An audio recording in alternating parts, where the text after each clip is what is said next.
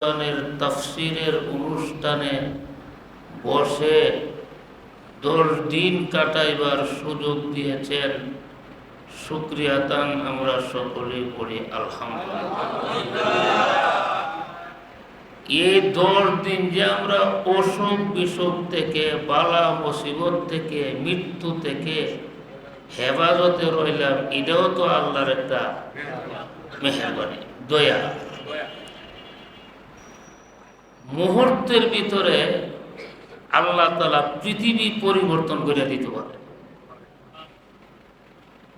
Corona একটা ভাইরাসের দ্বারা পৃথিবীটারে অসুর করে দিছিল, এমনকি হজ উমরা পর্যন্ত বন্ধ আছে।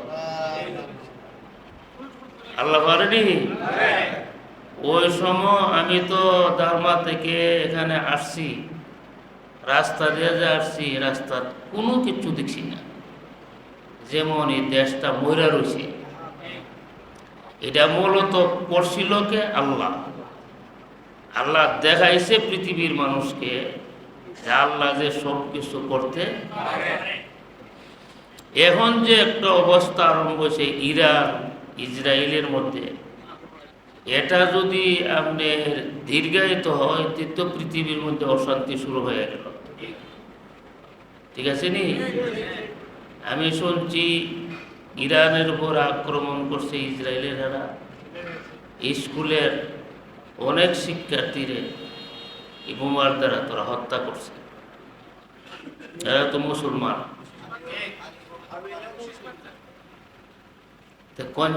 তারা আবার আরব আমিরাতের মধ্যে বিমান ঘাঁটিগুলির মধ্যে, আমেরিকার ঘাঁটিগুলির মধ্যে আক্রমণ করতেছে। চতুর্মুখী যুদ্ধ যদি শুরু হয়, তা আপনি একা বাংলাদেশে শান্তিতে থাকতে পারবে? আপনার ছেলে আছে আমেরিকা, মেয়ে আছে লন্ডন, ফুতাইতে আছে সৌদি আরব। এখন তো বাংলাদেশের সন্তানরা বিভিন্ন দেশের মধ্যে বইলা রয়েছে। আল্লাহ তারা যদি হেফাজত না করে, তো পবিত্র রমজানের মাস, রমজান মাসের মধ্যে মুসলমান শান্তিতে আল্লাহর ইবাদত করবে, বেশি জিকির আজকার করবে, কোরআন তেলাওয়াত করবে, কিন্তু রমজান মাসের মধ্যে যুদ্ধ শুরু হয়ে গেছে ইসরায়েলের। তবে ইসরায়েলের এরা একটা পতন অতি নিকটে। কারণ একটা মানুষ যখন জুলুম করে, জুলুম করতে করতে করতে করতে তার একটা সীমা রেখা আছে, এই রেখাটা পর্যন্ত গেলে সে ধ্বংস হয়ে যাবে। ঠিক আছে নি? আমরা করে পৃথিবীর শুরু থেকে নিয়ে পর্যন্ত ইতিহাস তালাশ করে দেখেন, আল্লাহ জালেমরারে ধ্বংস করছে।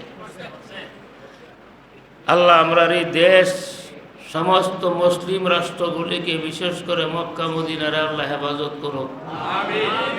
ইসরায়েলি মনত করতে পারে মক্কার মধ্যে বোমা মেরে দিব, বোমা মেরে দেওয়া করবো ইরানের এরা মারছে। কারণ যারা ইমান নাই এরা তো মিশা কথা করতে কোনো অসুবিধা নাই। অসুবিধা আছে? গতকালকে আমি আপনাদের সামনে পবিত্র কোরআন থেকে যে বিষয়ের উপরে আলোচনা করেছিলাম, এটা হলো সুদ সম্পর্কে। আহাল্লাল্লাহুল বাইআ ওয়া হাররামার রিবা। আল্লাহ ক্রয় বিক্রয়কে হালাল করেছেন, আর সুদকে আল্লাহ তাআলা কিয়ামত পর্যন্ত হারাম করেছেন। এটা আর কোনোদিন কি হবে না? হালাল হবে না, হারাম হারাম। ফামান জাআহু মাউইযাতুম মির রাব্বিহি ফান্তাহা ফালাহু মা সালাফ। কোনো মানুষের কাছে সুদ যে হারাম, এই উপদেশটা আসবার আগে সে যে সুদের মাধ্যমে অর্থ সম্পদ সংগ্রহ করল, এখন তো সুদ হারামের বিধান আসছে, সে শুনছে। এখন যদি সে তওবা করে, না আগের সুদের পয়সাটি সে কি করবে? বুঝাইছিনি? আমরার নবীর যুগে রসুল যখন দুনিয়াতে আগমন করেছিলেন রেসালত নিয়ে, ওই সময় আরবের লোক তারা সুদের ব্যবসা করত, সুদের প্রচলন ছিল। যখন সুদ হারাম আল্লাহ নাজিল করছে, তখন মুসলমান যারা তারা তো আর হারাম কাজ করবে না। করবে? তারা এটা টোটালি বাদ দিয়ে দেবে। আল্লাহ বলতেছেন সুদটা হারাম হইবার আগে সুদের মাধ্যমে যে অর্থ সঞ্চয় করেছে সবগুলো তাদের জন্য বৈধ হয়ে যাবে। কারণ হারাম বিধান নাজেল হইবার আগে তো তারা এই কাজ করছে, ঠিক না বেঠিক? আল্লাহর কত বড় দয়া, সুবহানাল্লাহ। তোরে ফান্তাহা ফালাহু মা সালাফ, অতীতে সে সুদের মাধ্যমে যা জমাইছে সব তারই, ঠিক আছে নি? ওয়া আমরুহু ইলাল্লাহ,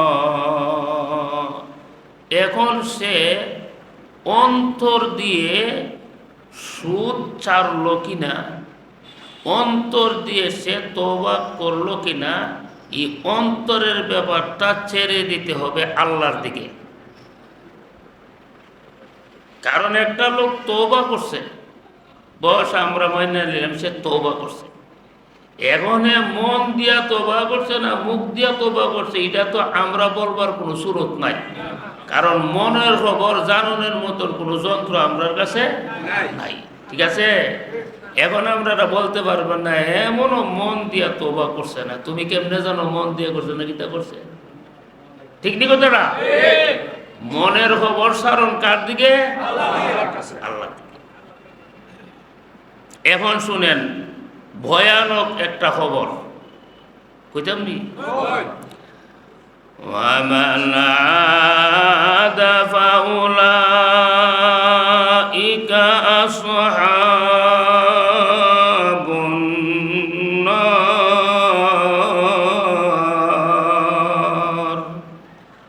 সে সুদের ব্যবসা থেকে তওবা করে সুদ ছেড়ে দিয়ে আবারও যদি এই ব্যবসার মধ্যে লাগে, আল্লাহ বলেন সে হবে জাহান্নামের অধিবাসী।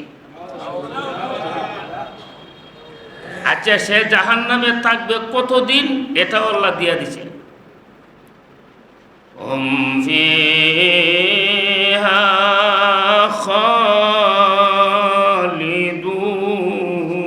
খালিদুন, সে জাহান্নামে চিরকাল থাকবে। নাউযুবিল্লাহ বিতিন না। কাফেররার জন্য যেই হুকুম, তওবা করার পরে যারা আবারও সুদের ব্যবসা করে তাদের জন্য এই হুকুম। কাফেররা জাহান্নামে কতকাল থাকবে? সবাই দিতেইব অনন্তকাল, সেও থাকবে অনন্তকাল। আচ্ছা, এখানে একটা জিনিস বুঝবার বিষয় হইল, যে তওবা করছে, তওবা করে আবার সুদের ব্যবসার মধ্যে লাগছে, সে তো কালিমা পড়ছে না? হাদিসের মধ্যে তো আছে কালেমাওয়ালারা চিরকাল জাহান্নামে থাকবে না। এই লোকে পুনরায় সুদের ব্যবসার মধ্যে ভর্তি হইয়া সে যে চিরকালের জন্য জাহান্নামী হইল, হে যে কালিমা পড়ছেন, কালিমা গেল কই? ঠিক না বেটি? এই প্রশ্নের জবাব হইল, মানুষ যখন কালিমা গ্রহণ করার পরে কুফুরি করে তখন তার কালিমা ঠিক থাকে না।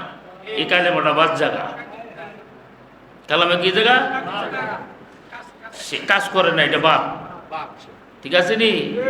ও যে সুদের ব্যবসা থেকে তওবা করে আবার ব্যবসার মধ্যে লাগছে, সুদরারে হালাল মনে কইরা, অথচ আল্লাহ এদের হারাম করছে।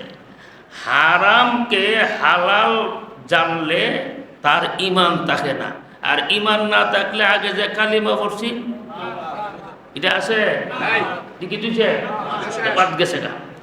এখানে তার আর কোনো কালেমা নাই, তার এই কালেমার হওয়ার নাই, এই লোকটা চিরকাল জাহান্নামের মধ্যে চলে অন দেন। এটা কত বড় গুনাহ একটু আন্দাজ করেন, মসজিদের মধ্যে বসেন তো, ঠিক আছে নি?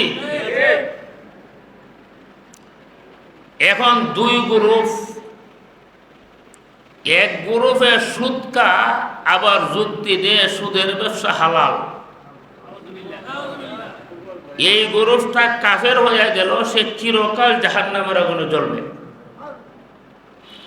আরেক গ্রুপে সুদকা এটা হারাম জানে, এরপরও হারাম জন্য সুদ খেতেছে, এরা হলো গুণাগার, এরা চিরকাল জাহান্নামে জ্বলবে না, একদিন বেহেস হইব।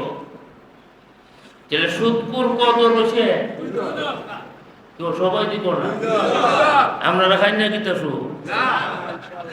সুদকুর কদর দুই দল, এক দলে সুদও খাইতেছে, আবার এটারা হালাল জানতেছে যেটা আমার লাগি বৈধ।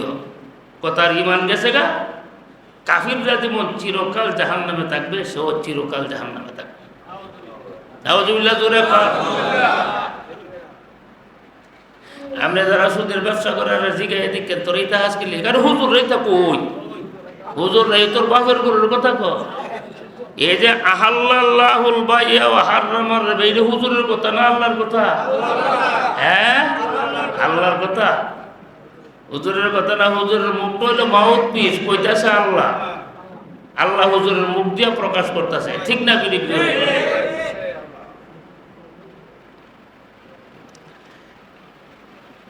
যারা গান শুনে এরার মধ্যে দুই দল।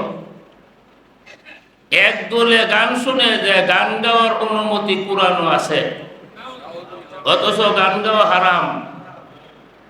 গান গাওয়া হারাম, গান শোনা হারাম। হালাল মনে কইরা যদি গান শুনে গান গা, তাহলে সেটা কাফেরের পর্যায়ে চলে গেল, তার ইমান নাই। এই কথা, এই ফতোয়াটা দিয়ে আপনি যাচাই করে দেন, বাংলাদেশের কড়া মানুষের ইমান আছে, কড়া মানুষের ইমান আছে। আপনি এই ফতোয়াটা দিয়ে চেক করে দেখেন। মসজিদের ভিতরেও মোবাইলে গান গা আমি শুনছি, আমরা টোন দিয়ে রাখছে গান, তরে গাটা বলছে নামাজ পড়লো, গানটা যদি না সারতার মোবাইলের মধ্যে যদি তুমি টোন ব্যবহার করছো, গান রিংটোন হলো গান, তোর সেইটার মধ্যে গেছে, আর তোমার বড় গান বাজাতেছে তুতারাটা, আল্লাহ কত হয় তুমি তামসা শুরু করছে। রুকুর মধ্যে গিয়ে গিয়া সুবহান রাব্বিয়াল আযীম, আর মোবাইলে করে তুতারা বাজে গান গাইতেছে মসজিদের ভিতরে। এমন অনি আপনারা মোবাইলের মধ্যে এগুলি ব্যবহার করবেন না, যেহেতু নামাজ পড়েন আল্লাহর ঘর মসজিদের মধ্যে আসে। যারা গান শুনে গান গা মনে করে যে হারাম, এরার ইমান নষ্ট হবে না, এরা একদিন জান্নাত পাবে। আর যারা কইবে হালাল, এরার ইমান থাকবে না, এটা চিরকাল জাহান্নামের আগুনে জ্বলবে। নাউজুবিল্লাহ জোরে কর। আমরা দেশে এক পিড়ি গানাদার ইংরেজিতে ফতোয়া দিছি, এগুলো আবুদাউদ পড়ছে, বুখারী পড়ছে, তিরমিজি পড়ছে, তাই না? জাহান্নাত আছে নামবি তো আমরা কত হাদিস পড়ছে, পড়ে পিড়ি গান গাইছে। আল্লাহ আল্লাহ। বুখারী শরীফ তো আমি দুইবার বুখারী শরীফ পড়ছি, একবার পড়ছি বড় হুজুরের কাছে, আবার পড়ছি 12 দাওয়ার রূপ দেওবন্দে। ডাবল টাইটেল আমার আছে ইনশাআল্লাহ। আর বর্তমানে 11 বছর যাবত বুখারী আমি পড়াইতাছি। বুখারী, আবু দাউদ, তিরমিজি, এই হাদিসি কিতাবের মধ্যে গান যে হারাম ইডা আছে, গান হালাল ইডা নাই। আচ্ছা বলছেন, গান যদি এখানে গা, এই গান শুনবার লাগি পুরুষ আইবনি, মহিলা আইবনি, বেনামাজি আইবনি, সামার মনে হইতো না, আইব হিন্দু আইবনি, খ্রিস্টান, বুদ্ধ আইব, যদি শুনে সবাই আইব। আচ্ছা গানটা যদি শোয়া করে তো এটার মধ্যে হিন্দু বাড়ে তো কি লেগে, এটার মধ্যে সামার বাড়ে তো করে, এটার মধ্যে পিঠে যেতে করে, ঠিক না বেরি? সবাই যখন মৌসাকের মধ্যে আসে বোঝাগুলো শরীয়ত, এটা হালাল না, এটা হারাম, হারাম দিকে রাখছে। আপনার মসজিদে হিন্দু কজন আছে? ইহুদি আছে একজন, বেনামাজি আছে, আচ্ছা না, নাউজুবিল্লাহ জুড়ে পড়। হুম ফিহা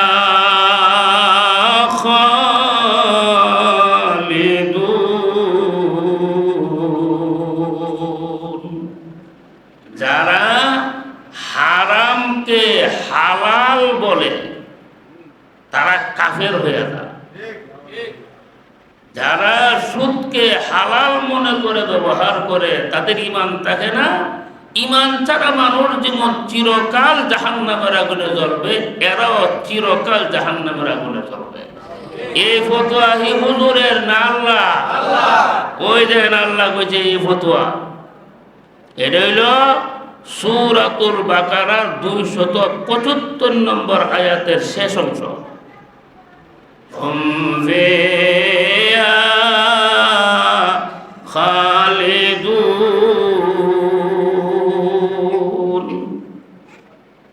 এখন আরেকটা কথা শুনেন, সুদের কি ক্ষতি আর দান খয়রাতের কি লাভ? এই ক্ষতিটা লাভটা আল্লাহ বলতেছে, ইয়ামহাকুল্লাহুর রিবা, সুদকে আল্লাহ তাআলা ধ্বংস করে দেয়। নাউজুবিল্লাহ। সুদকে আল্লাহ তাআলা ধ্বংস করে দেয়। ওয়া ইউরবিস সাদাকাত, আর দান খয়রাতকে আল্লাহ তাআলা বৃদ্ধি করে, বাড়ায়া দেয়। তাফসীরের কিতাবে লেখছে সুদকে ধ্বংস করা, দান খয়রাতকে বৃদ্ধি করা, এটার সম্পর্ক হলো আখিরাতের সাথে। কোন জগতের সাথে? আখিরাতের সাথে। আখিরাতে সুদের মাল তারা জাহান্নামে নিয়ে যাবে, সে ধ্বংস হয়ে গেল, ঠিক আছে নি? আর আখিরাতে দান খয়রাতে তারা জান্নাতে নিয়ে যাবে। যেই মাল জান্নাতে নিল এই মাল বাড়লো, আর যেই মালে জাহান্নামে নিল এই মাল তারে ধ্বংস করলো, ঠিক না বেটি? কখন বোঝাইতো না, বোঝাইব হাসরের মাঠটা দিয়ে বুঝা গেলে না। আরে হুজুর যে বুঝি দিতে ওই দিটি অহন আর ঠিক বললে কোনো কাম হইব? অহন বুঝা লাগছে মর ভাড়া। সুদ ধ্বংস করে তার আরেকটা তফসির হইল, সুদের দ্বারা অজস্র মাল পাওয়া যায় কিন্তু মালের দ্বারা আরাম পাওয়া যায় না। মাল হইল এক জিনিস, আর মালের দ্বারা শান্তি অর্জন করাই হইল আরেক জিনিস, ঠিক আছে? সুদের দ্বারা আপনার টাকা পাবেন, বাড়ি পাবেন, গাড়ি পাবেন, সব পাবেন, কিন্তু আরাম পাইতেন না। যে মালের দ্বারা আরাম পাওয়া যায় না এই মাল আমরা জন্য উপকারী না, এগুলো ধ্বংসশীল, ঠিক না? বিজুরে আমাদের এই মালের মধ্যে বরকত থাকবে না। অল্প মালের মধ্যে যদি বরকত হয়, অল্প মাল দিয়ে অনেক টাকার কাজ করা যায়। আর মালও যদি বরকত না থাকে তাহলে অনেক টাকা খরচ করে অল্প টাকার কাজ করা যায়, ঠিক আছে নি? একটা উদাহরণ দিতাম নি, মনে করেন আপনার এক ভাই রিক্সা চালা। সাধারণত যারা রিক্সা চালা তারা তো গরিব হইতে, শীতকালে যে রিক্সা চালা তার ঠান্ডা লাগছে, সে তো আর ডাক্তারের কাছে বিজিট দিয়ে দেখে এবার মতন তার পয়সা নাই। সারাদিনে রুজি করে হাজার ডাক্তারের কাছে রেখে দিব 600 টাকা। এরা ডাক্তারের কাছে যা, ডাক্তারের কাছে যা যাদের টাকা আছে এরা, গরিবরা ভাবতে। এই রিক্সাওয়ালা ভাই ফার্মেসির মধ্যে গেছে, গিয়া বললো আমার তো ঠান্ডা লাগছে, বেশি ওষুধ নেওয়ার পয়সা আমার কাছে নাই, তুমি আমার একটা ট্যাবলেট দাও। ফার্মেসিওয়ালা তার একটা প্যারাসিটামল দিছে, দাম কত? 5 টাকা। দুইটা 5 টাকা, দুইটা 5 টাকা হলে একটা 2.5 টাকা। প্যারাসিটামল কটা দিছে? একটা দিছে। ফার্মেসি ভাড়া করলো প্যারাসিটামল খাইলে তো গ্যাস্ট্রিকের পরীক্ষা বানায়, আনলে গ্যাস বেড়ে যাবে। এবার বললো যে গ্যাস্ট্রিকের পরে যে নেব ওই পয়সা আমার কাছে নাই। তো ফার্মেসি ভাড়া নিজের থেকে গ্যাস্ট্রিকের পরে দিয়া দিছে। 1 ইঞ্চি একটা আর ফ্রি পাইছে একটা। বাড়ির গিয়া খাওয়া দাওয়া করে খাইছে, আল্লাহ বলে তার ঠান্ডা ভালো হয়েছে না।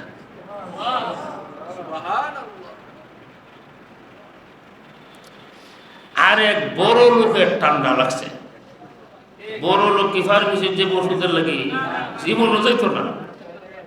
ফার্মেসিতে গেলে এটা তার মানহানি। আমরা দেবেন ডাক্তারের কাছে, আপনি কি লিখে গেল আপনার হাজার হাজার কোটি টাকা বলে।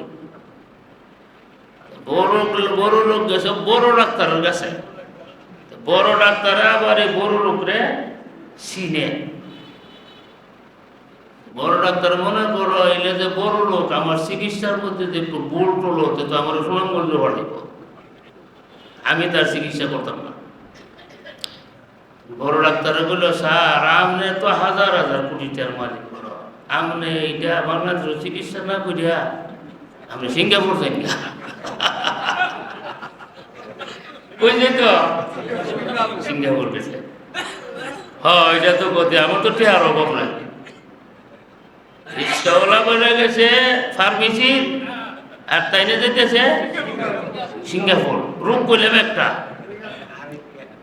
একজনের খরচ হইব 10 লাখ, আর একজনের খরচ হইব 8 লাখ। রূপ করা এবার 2.5 টাকার যে পাওয়া, এবার 10 লাখ টাকার যে পাওয়া, ঠিক না? বেরিয়ে জুড়ে 2.5 টাকা দিয়া 10 লক্ষ টাকার কাজ আল্লাহ করাই দিচ্ছে। বেশি মাল দিয়ে আপনারা করবেন কিনা? অল্প মালের দ্বারাই যদি আল্লাহ বরকত দেয়, শান্তি দেয়, অল্প মালই আমার জন্য যথেষ্ট, ঠিক না? বেরিয়ে জুড়ে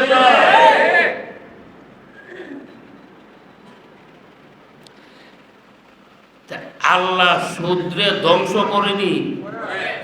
হ্যাঁ, ধ্বংসটা ইহানো না হিয়ানো? হিয়ানো গুণা ন আসরের মাল, ওই মালটা তারা জাহান্নামে লইয়া ভোট দিব, তে মাল ধ্বংস হইল। 2 নম্বর তফসির হইল সুদের দ্বারা মাল অর্জন করা যা, শান্তি পাওয়া যায় না। আমরা যা করি শান্তির লেগে তো করি, শান্তি যদি না হয় আপনি মাল দামি কি থাকে। এখানে আল্লাহ বলছে ইয়ামহাকুল্লাহুর রিবা ওয়া ইউরবিস সাদাকাত। আমরা কষ্ট হইতেছে না, পুরা গালে তো কিছু কষ্ট লাগবো, লাগতো না? আলি বাইর করুন লাগতো না? তেনেই এটা ভালোই তো। পুরা রূপদা মলম দিলে পুরা জীবনে ভালোইব?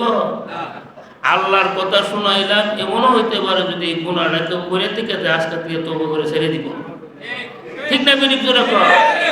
আল্লাহর কথার মধ্যে তাসির আছে, আল্লাহর কথার মধ্যে প্রতিক্রিয়া আছে, আল্লাহর কথার মধ্যে আসর আছে, ঠিক না?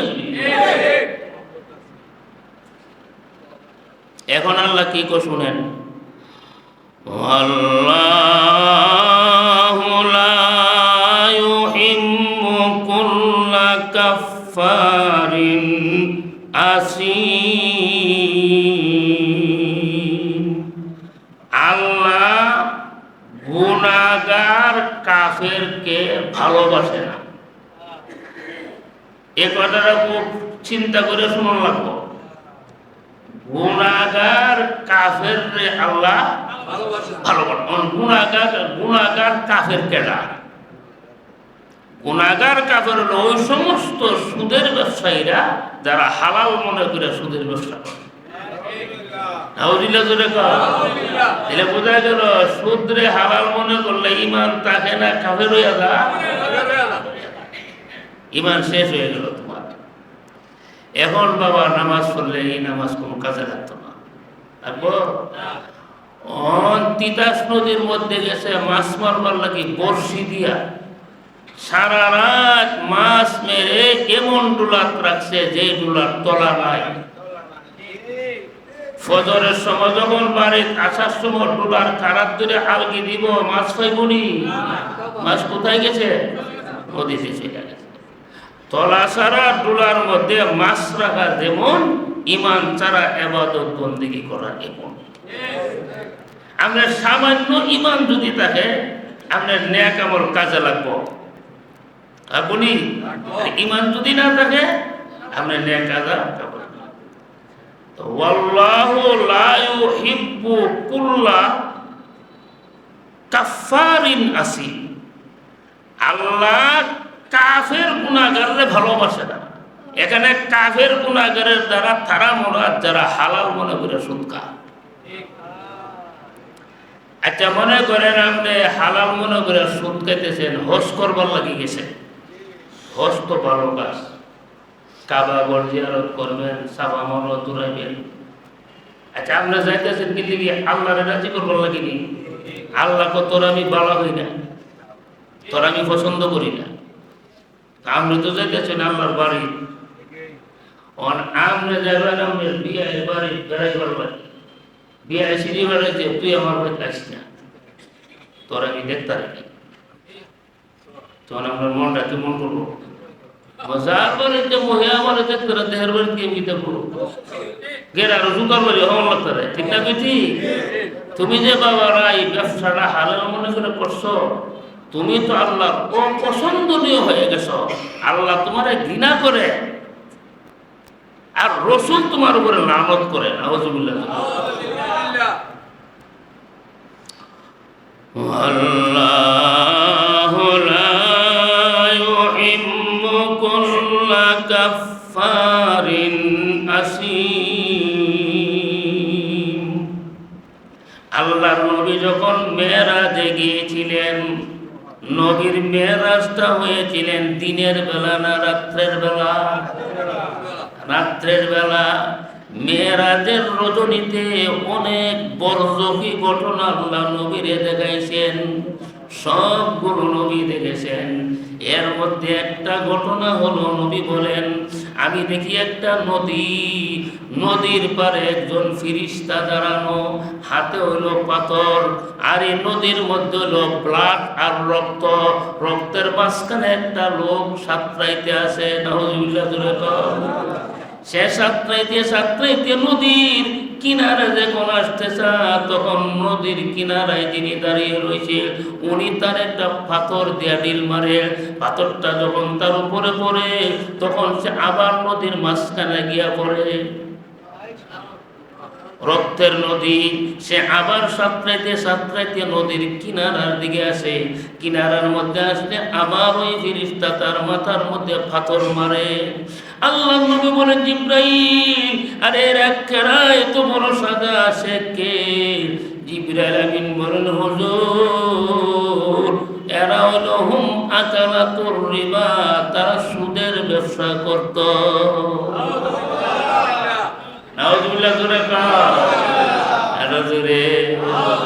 এটা আল্লাহ আমরা নবীরে ডাইরেক্ট মেরাজের রাত্রে দেখাই দিয়েছে। নবী আমরা বলছে, বুখারী শরীফের মধ্যে হাদিসটা আছে। আল্লাহ আমরা হেফাজত করুন, আমিন। আরো জোরে বলেন আমিন। আল্লাহর এক আদত হইল, তিনি যখন জাহান্নামীদের আলোচনা করে, তখন এরপর পরে আবার জান্নাতীদের আলোচনা করে। এটা হলো আল্লাহর কোরআনের বয়ানের একটা তর্স, একটা আদত। জাহান্নামের বয়ান করছে তো সাথে সাথে জান্নাতের বয়ান কেরে। শুধু জাহান্নামের বয়ান যদি করে, তাইলে মানুষের মন ছোট হয়ে যাবে, দুর্বল হয়ে যাবে। এখানে সাথে সাথে আল্লাহ জান্নাতের বয়ানও। এখন জান্নাতে কারা কারা যাবে? আগে তো গেছে দুজক কারা যাবো, কারা যারা হালাল মনে করে সুদটা তারা যাবে দুজক। বেহেশতে যাইব কেনা ইন্নাল্লাযীনা